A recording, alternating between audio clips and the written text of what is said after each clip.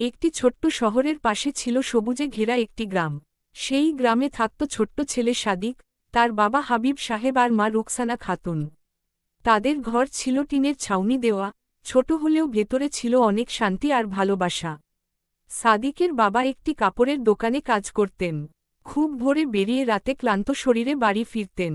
মা রুকসানা খাতুন সেলাইয়ের কাজ করে সংসারে সাহায্য করতেন। সংসারে টাকা বেশি ছিল না, কিন্তু তারা সবসময় হাসিমুখে থাকতেন। সাদিক পড়াশোনায় ভালো ছিল। তার স্বপ্ন ছিল বড় হয়ে ডাক্তার হবে, যাতে গ্রামের অসুস্থ মানুষদের চিকিৎসা করতে পারে। সে প্রতিদিন মন দিয়ে পড়ত। কিন্তু একদিন হঠাৎ তার বাবা অসুস্থ হয়ে পড়লেন।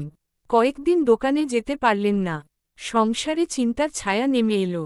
সাদিক বুঝতে পারল, এখন তাকে আরও দায়িত্বশীল হতে হবে।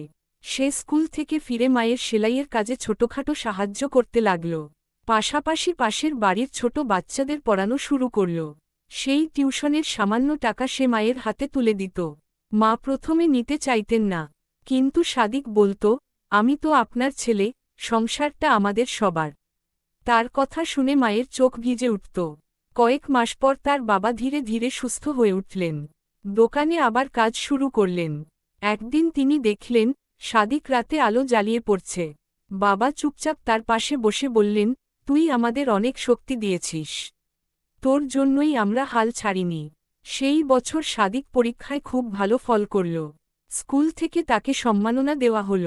মঞ্চে দাঁড়িয়ে সে বলল, আমার বাবা মাই আমার সবচেয়ে বড় অনুপ্রেরণা।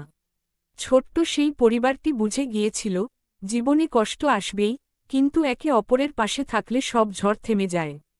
তাদের ঘর বড় ছিল না, কিন্তু ভালোবাসার উষ্ণতায় সেটাই ছিল সবচেয়ে বড় আশ্রয়।